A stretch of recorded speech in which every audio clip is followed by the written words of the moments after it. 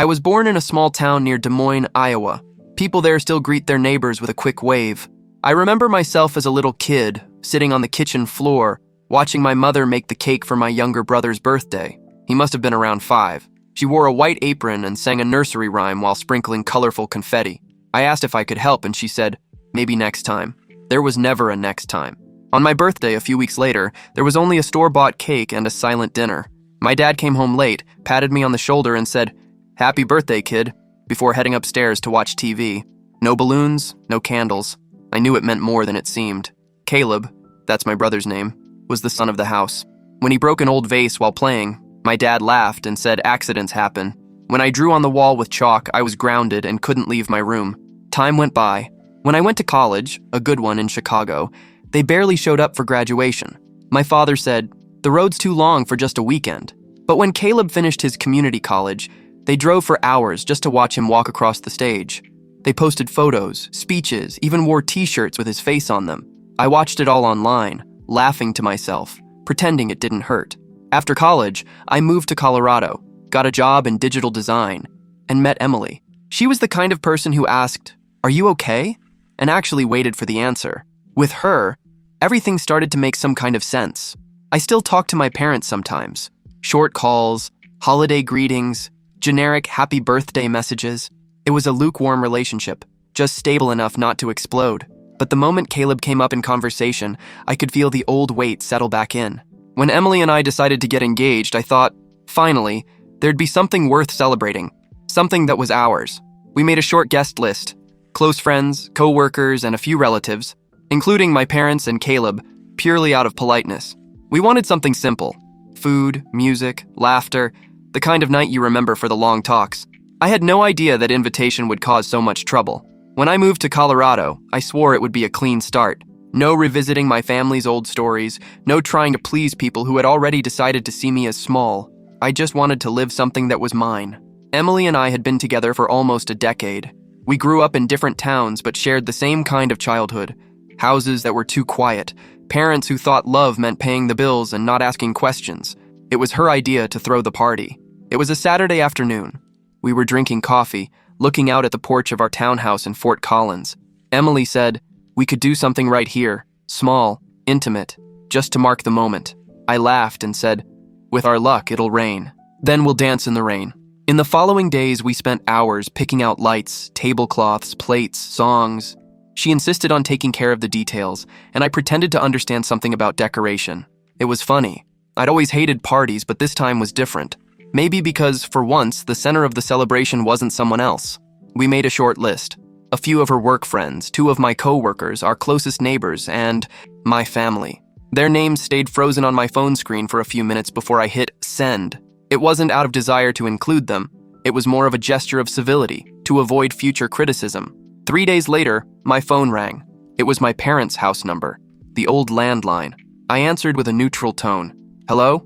On the other end, my mother got straight to the point. No pleasantries, nothing. "You need to postpone that party." I thought she was joking. I asked why. She explained with that tone of, this is the most reasonable thing in the world, that they were organizing a celebration for Caleb's graduation, and by coincidence, it would be on the same day. I stayed silent for a few seconds, trying to understand if that was real. She kept talking, as if it were a practical issue, not an emotional one. "It'll be hard for people to choose, you know. We're a family. We can't split everyone in 2 places." I asked why they didn't change their date, since they hadn't sent out any invitations yet. She replied, with offense in her voice, "Because it was your father's idea, and he already booked the venue. And besides, it's your brother's graduation, that's super important. The engagement can wait." Can wait. Those 2 words stuck in my head.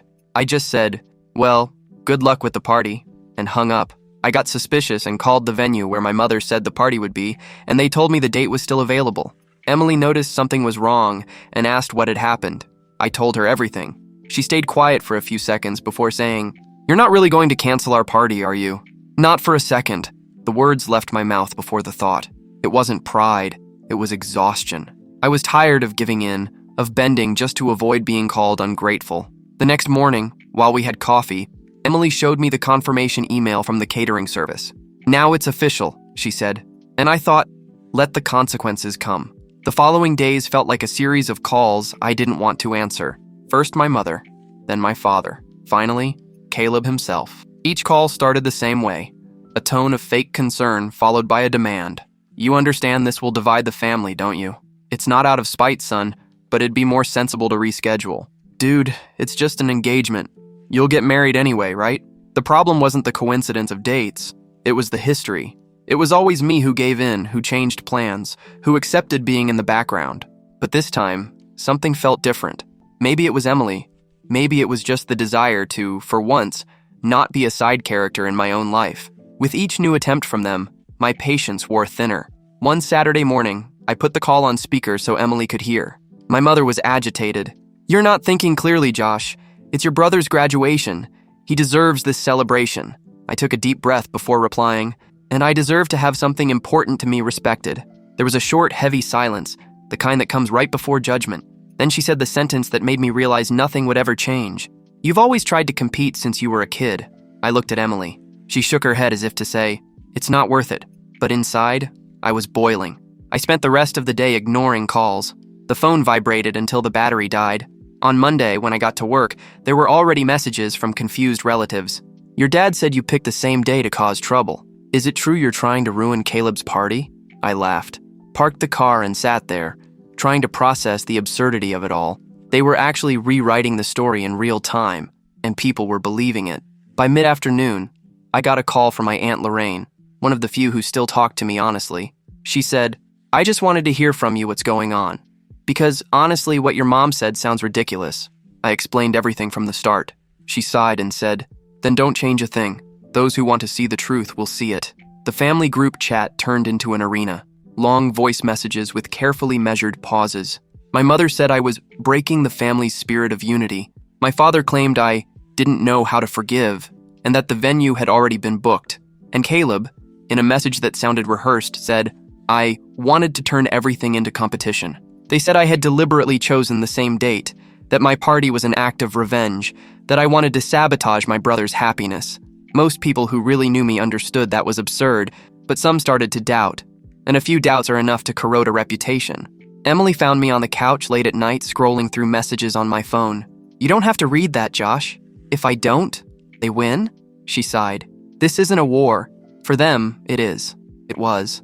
It always had been."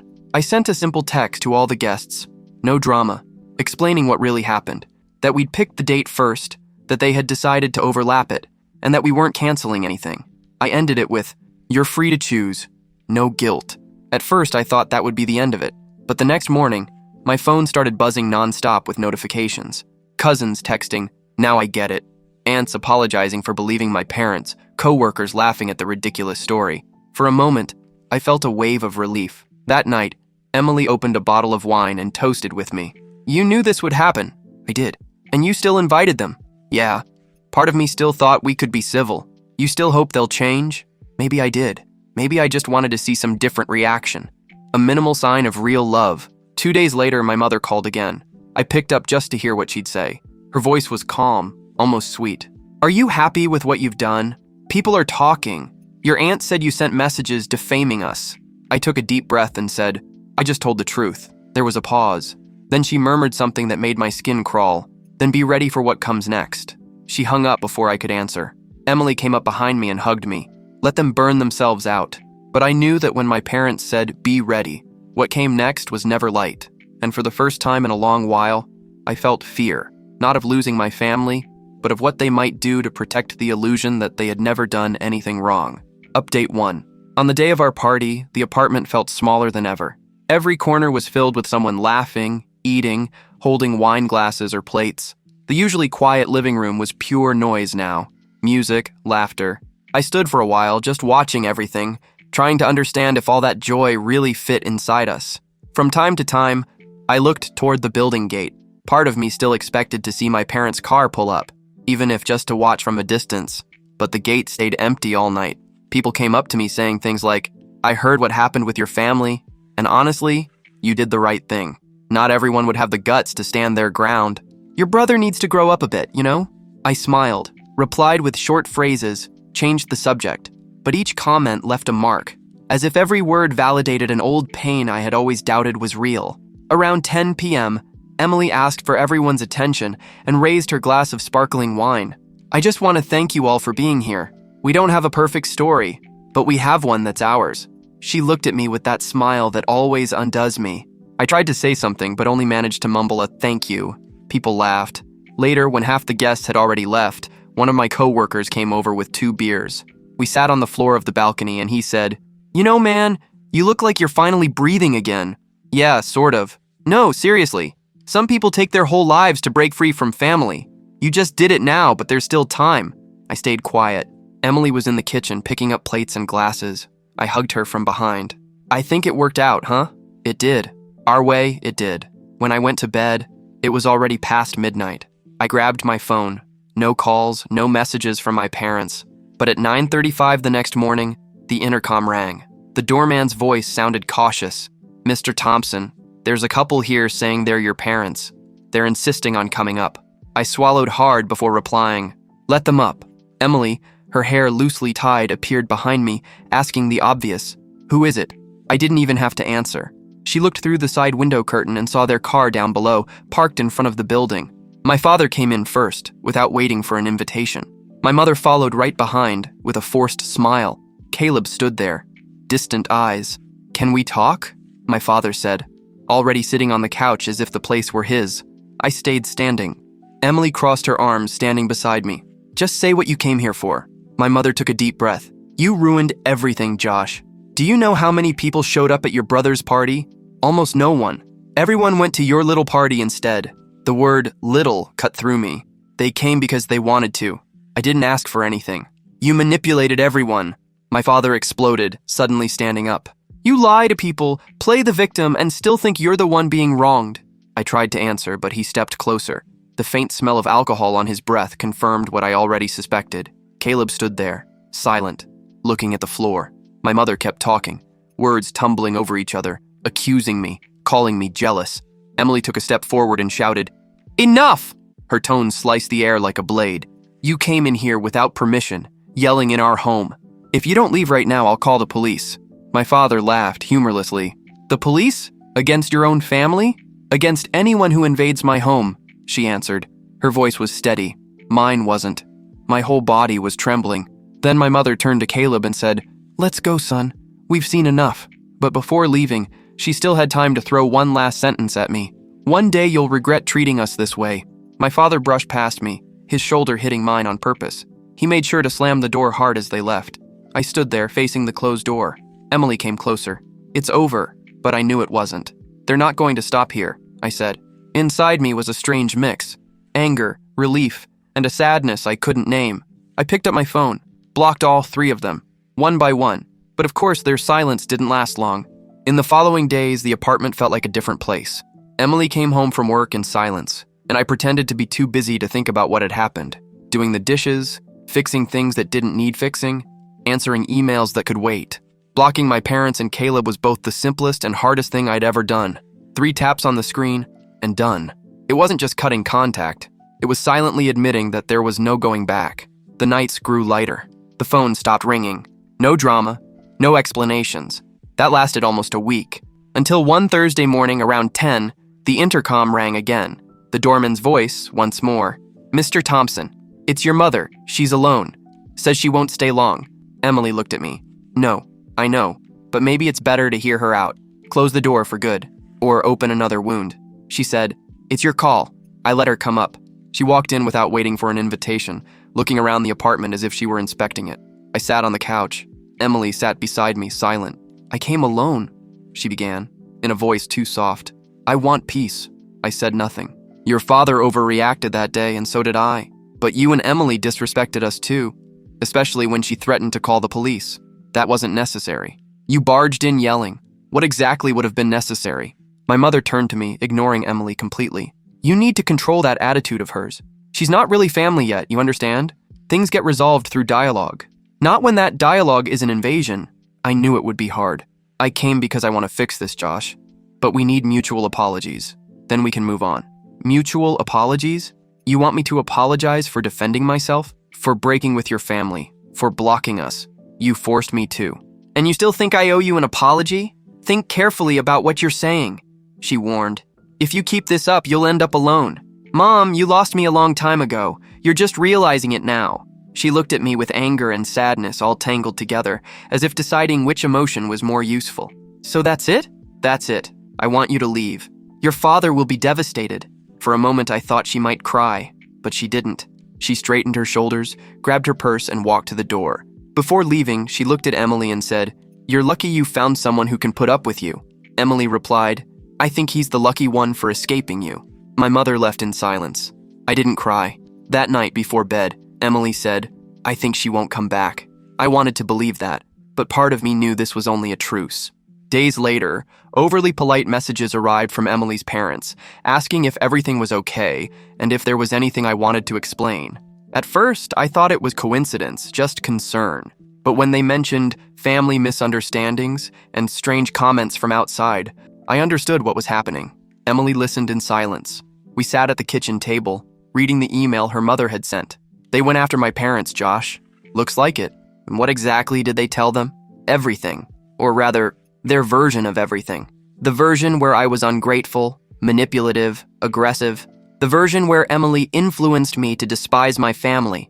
The version where the poor, kind Thompsons were heartbroken over a rebellious son. It was almost funny. Almost. In the days that followed, the evidence began to pile up. Screenshots, co-workers' accounts. Even one of Emily's friends called to say she'd heard stories at work. Emily tried to hide it, but I saw the effect. She worked longer hours, spoke less. One night, when she got home, she dropped her bag on the chair and said, "Today, one of the managers asked if I had personal issues. Someone told her you have a history of unstable behavior. I swear, Josh, if this starts affecting my job, I know. It's not fair. It never was." From there, everything began to spin out of control. A distant cousin texted me saying my parents were circulating a letter. Yes, a printed letter. 3 pages written by my mother, describing how I had lost my way, how I had turned away from faith, and how Emily had pulled me away from everyone who loved me. She ended it with an underlined sentence. "We're praying for him, even though he hates us." One Saturday afternoon, the doorman called me on the intercom. "Mr. Thompson, someone left an envelope for you at the front desk." No sender. I went down and picked it up. It was a copy of the letter. They had left it there on purpose, so I'd know they wouldn't stop. Emily read it with me. Neither of us said anything. We just folded the paper again. No tearing, no theatrics. I placed it inside a folder, along with screenshots, messages, and dates. Evidence in case it became necessary. And I knew it would. 2 days later, the confirmation came. A co-worker sent me a picture from a local Facebook group. It was an anonymous post. The text said something like, "Beware of a certain designer from Fort Collins who destroys families and manipulates vulnerable women." No names mentioned, but it was obvious. The profile photo was generic, but the writing style, I'd recognize it anywhere. That night, I stayed awake for hours. And then, in the middle of the night, a friend texted me, "Dude, you need to see this. Someone put up a billboard with a phrase about you on the main avenue. I think it's personal." For a moment, I thought it was a joke. But the attached image left no doubt. It was real. Update 2. The morning after the billboard went up, Colorado felt smaller. Emily and I drove there early. There it was. A huge sign. Black letters on a white background, among ads for insurance and fast food. The phrase read, "Some sons kill their parents while they're still alive." Underneath it, the name, Josh. No photo. But anyone who wanted to understand would. Emily stood there for a few seconds, staring. "We're not going to react. We're going to resolve this." That afternoon, we hit the road to Cleveland. We had the contact of a lawyer who specialized in defamation and family harassment, recommended by one of her co-workers. The office was in an old building downtown. The lawyer, a bald man with a calm voice, listened for almost an hour without interrupting. When we finished, he simply said, "You did the right thing saving everything. The next step is legal, not emotional." We left with a list of measures. File a formal complaint, gather evidence, request a restraining order, demand content removal, trace the billboard's author. It sounded like a lot, and it was, but for the first time, it felt possible. In the following weeks, our routine became pure bureaucracy. Statements, signatures, formal emails, certified copies. Emily organized the documents like she was assembling a puzzle. I handled screenshots and dates. The costs started to weigh. Fees, travel, lawyer payments. But each receipt was a reminder that we were fighting for peace, not revenge. While waiting in the courthouse hallway, Emily asked, "Do you think this will ever end?" "It has to. Even if it's expensive," Even then. The first small victory came in an email from the lawyer. The billboard had been removed. The company responsible received a notice and took it down before a week had passed. I read the email in silence, then turned the screen toward Emily. She smiled, not with happiness, but with relief. In the following days, more small victories came. The Facebook group was deactivated. The printed letter stopped circulating. A few relatives sent short messages. Sorry for believing. Now I understand. I didn't reply to any. It wasn't time to reopen anything. The lawyer warned that the full process would take time. Back at the apartment, we stayed quiet for a while. We didn't need to say anything. The phone didn't ring. I closed my eyes and thought, maybe now we can start over. We got married at the beginning of December. No grand ceremony, just a small rented hall near downtown, a few wooden tables, a simple bouquet Emily put together herself, and a handful of people who truly mattered. As she walked toward me, I felt a different kind of silence, the silence of certainty. Emily wore a light dress, no sparkles, her hair loose over her shoulders. When she reached me, she smiled. The ceremony was brief. The justice of the peace spoke calmly, almost intimately. Our witnesses, 2 co-workers and a distant cousin who reconnected after learning the truth, clapped softly. Emily held my hands and said, "Now we start from zero." And I replied, "This time, no one writes for us." In the days that followed, life settled into a calm rhythm. No messages from my parents, no attempts at contact, no noise. The legal case continued, quietly, in the lawyer's hands. But inside our home, everything was about routine and rebuilding. Sometimes I still think of them, not with anger, that's gone, but with that strange mix of pity and distance that comes when you realize you expected too much from people who never knew how to give even the minimum. I learned something simple. The past doesn't rule here anymore. Here, I decide when the story ends. And for now, it ends in peace.